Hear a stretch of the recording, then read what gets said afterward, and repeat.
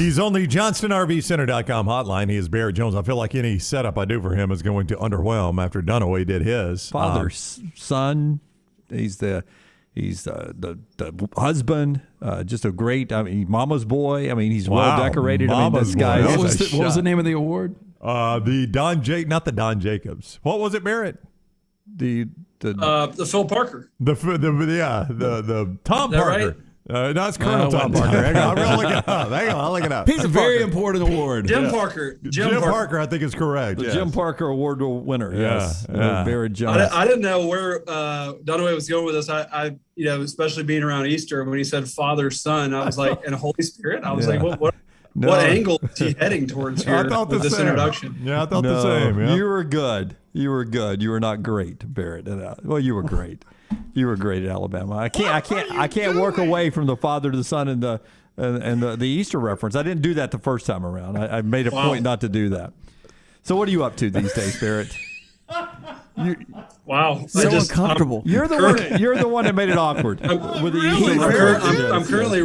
I'm currently rethinking everything now that my whole career was just good, not great. That stuff. Yeah. Up to here. Yeah, it was. But boy, we'd use you on that offensive line right now in Tuscaloosa. We'd take you right now. We'd pull you off the shelf right now and dust you off and put you out there right now on that offensive line. Yeah, well, what I'm up to, I got baby number 2 coming soon. So that's a big in the Jones household. Had a big weekend. I actually just officiated my first wedding this weekend. That was fun. Whoa, for your brother? No, it was actually my sister-in-law asked me to do it. So, got that knocked out. Do you use the old, do you use like the dearly beloved, we are gathered here today? It's funny you say that because that's the one thing my family was all there. And that's the one thing that they laughed at the whole time. They thought, how else? But then I said, how else do you start a wedding? Guys, you got to start it with. Listen up. Unless you go with the Princess Bride approach and you say marriage is what brings us together today, So, I was dearly beloved. Oh, that's interesting. I never would have guessed you had done that. That's good for you, I Barrett. almost did one, Barrett. You won't believe this, but I almost had to officiate my brother's wedding. Well, I believe that. Yeah. You're a man of great character, Brown. Well, I think you got to be even more than that. Don't you have to have some sort of certification to do it? Well, there's a lot of ways to do that. You can certainly just get it online. It's actually way easier than people would expect. I did not do that. I went through my church and they, it's a long story, but there's a way that our church can not ordain someone, but it's called commissioning. Yeah. And which is they just allow you to do one wedding, not every wedding. And so the elders vote on you and you get together and give a statement on marriage and all this different stuff. So it was good. It was a good experience. And I worked hard on it. And, when I was a little nervous because it was a very permanent thing on tape, but worked out good. They got married. I sent in the marriage certificate. So yeah, we're good to go. Wow. A lot of accolades, man. You're going to get knighted next. Yeah. I got to baptize a guy on Sunday too. So it was a lot happening. Oh my gosh, Barrett. What a I'll go back to my original statement. But anyway, yeah. But about the offensive line. Yeah. Hey, did you see anything positive? I know they gave up 10 sacks, but I saw a positive pass rush. I think it's always an overreaction. Look, this is not the first spring game where one unit is way ahead of the other, and that it wasn't altogether surprising. To me, I would say you got to kind of boil it down and really project. Obviously everyone knows there's some guys out with injury. To me, the biggest question I have after watching it is who's going to be the left tackle. I think everywhere else will be fine. I actually thought J.C. Latham wasn't perfect, but I think he's going to be really good. He looks to me like a guy who will grow and develop into a really good player at right tackle. I think they'll be fine in the middle. They've got enough guys there that have played a lot of football. Obviously Ekiwara will be back, and how will they use Darian Dalcourt? He'll be back, and they got this guy transferred in. So to me, you got to find a left tackle. Obviously, that's the most important position along the offensive line, especially if you want to be a team that throws the ball a bunch. So I think the other four, I would say calm down. But I that did not look like the answer to left tackle to me. Now, maybe there's some big improvement in these next few months, but that to me would be the one position that would leave me a little bit concerned. Everything else, I would give you the calm down So you don't think Steen coming in from Vandy would be a left tackle? He'd be more in the guard. Maybe center? that's something I don't know. I don't know that just because I haven't seen him play, honestly. So I'm not saying he can't be that answer. He could be. I'm just saying that I think that's the one answer you got to find if you want to be a lead offense, is you got to find somebody there, because that can ruin a day and even a season. I've seen if you have a bad left tackle, get the quarterback hurt. So anyway, I'm sure. Look, I'm not telling these guys anything they don't know.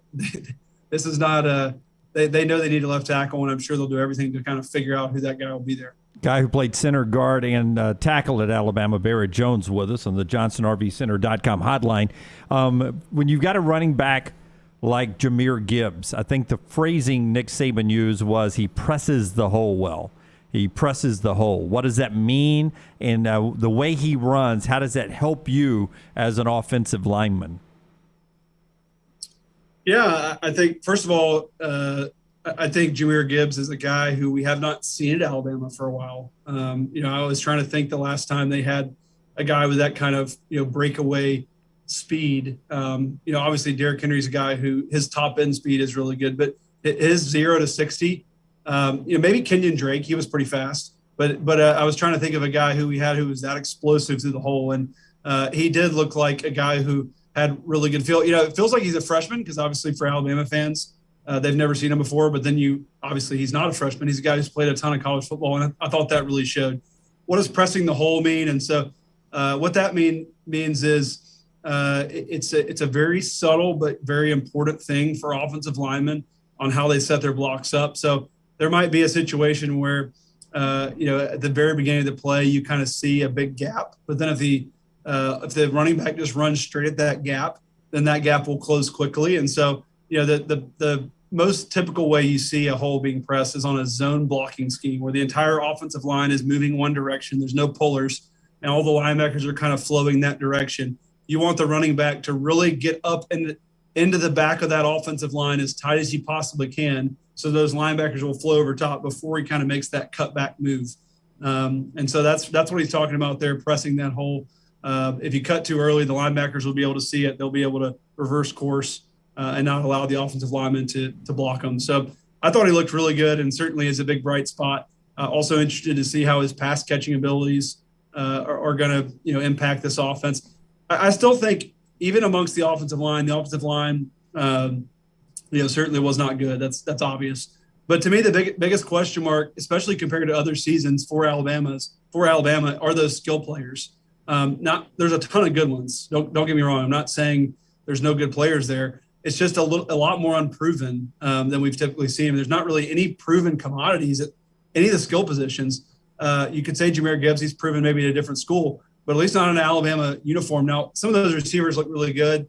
Will they be good? Probably. They were all really, highly recruited guys. But to me, that's still a huge question mark. And I know, there's still just kind of a big grouping of guys right now that you think could potentially be good. Jermaine Burton, another one of those guys who transferred in, he had some good moments, but if you want an elite offense, you got to have some dynamic playmakers downfield. And that's something that for the last 5, 6, 7 years, we've known there were known commodities at wide receiver specifically coming into the year that, hey, this is going to be a guy who's going to be a playmaker and a problem. And I'm not sure that we're certain yet who those guys will be. So that's something that can only come with time, will be developed. And look, obviously Bryce Young is awesome. So he's going to make somebody a star. To me, the question is, who's it going to be? Barrett Jones making us smarter on the JohnsonRVCenter.com hotline. All right, so I want to flip sides because this defensive front for Alabama is going to be outstanding. From an offensive line, perspective, going against that defensive front, how do they block these guys? I mean, you got pass rushers coming from everywhere, Barrett. How do they block these guys? Yeah, I thought that Dallas Turner getting some playing time last year, even though at the beginning, he was young and unproven, and it ended up being a really good thing for Alabama for the future, because to me, he's a guy who looks so much more confident. And really at the end of the year, in that playoff game, I thought he played really well in that semifinal. You can see that confidence is really, proven through, and he certainly kind of seems to be the next man up, and, maybe even ready to just take a big step and be the best pass rushing tandem in college football. I think Will Anderson's obvious. Hey, turns out he did not lose all of his skills in the offseason. He's still awesome. He's going to be an unbelievable player, a guy that everyone's going to have to deal with. And, for Dallas Turner, that gives him a massive opportunity, because the reality is, even if you are going to chip or have a tight end, you can really only do that on one side at most, and so somebody's going to have a man-to-man matchup. Somebody's going to have to get slid away from all game. And so who's that guy going to be? I guess it will probably be Dallas Turner. You'd rather, I guess, take your chances with him than Will Anderson. And he's got an opportunity for a huge season. And then even inside, I thought Jamil Burroughs looked really good, a guy who we didn't really hear anything from last year. To me, he looks like a guy who had grown a lot. And there's a lot of guys inside that have the potential to be breakout players. So this is going to be an unbelievable group pass rush-wise if they play up their potential. It makes life so much easier on the back end. I thought the back end looked pretty good too. A lot of those guys, it looked like they had taken some big steps forward. Kyrie Jackson, a guy who got to play a lot at the end of last year. He looked like he played a little better. Kool-Aid McKinstry. So I think the defense, there's a lot to be excited about. And this has a chance to be a very dynamic group, not just up front, but all around, with a lot of experienced players, some experienced safeties. I think Jordan Battle, again, he looked really sharp, and a guy who I think will take another big step forward. So, yeah, I don't see a ton of holes in this defense. But this is a defense that, in my mind, underperformed a little bit last year at times. And so the question is, can they consistently from the jump come out and play really good football? And I think they're going to have to, especially early on while the offense is kind of finding its footing. Hey, this is a moot point, Barrett, because we've seen Bryce Young. We know how good he is. He won a Heisman Trophy. But just the way he performed on Saturday and the way Jalen Milroe played on Saturday, if this was his first year, do you think people would be like, who's the better quarterback? Yeah, Bryce's job is definitely in jeopardy. No, I'm kidding. No. But you know what I'm saying? I mean, sight unseen. Neither one of these guys have played. I definitely know what you're saying, and I think it's a huge positive that Milroe did look good.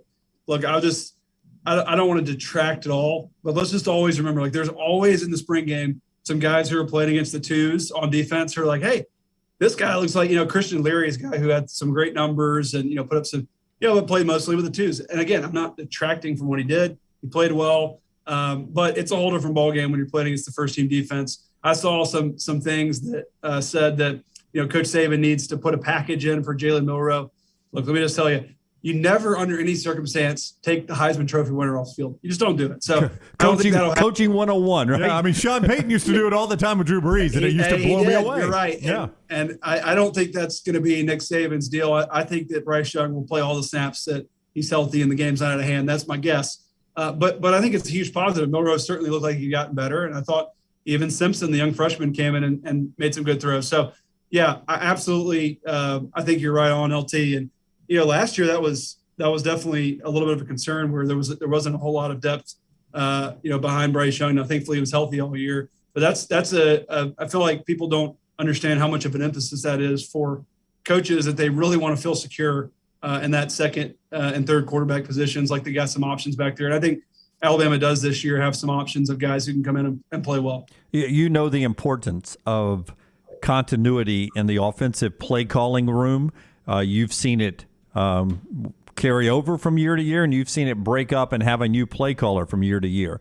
Having Bill O'Brien back with Bryce Young, and just around Nick Saban again for Bill O'Brien, the continuity of having the play caller back for a second year, what does that do for Alabama? Yeah, it's enormous. To have like you're saying, the quarterback and the offensive coordinator back, the two guys that are most important in that scenario. I think it'll be really big for Bryce Young. He's a guy everybody talked to loves Bryce Young. They love how he's a student of the game. Bill O'Brien, I've talked to him about Bryce lots of times, and he just raves about this guy's work ethic and his way he studies the film. And so I think those two guys will take a big step forward.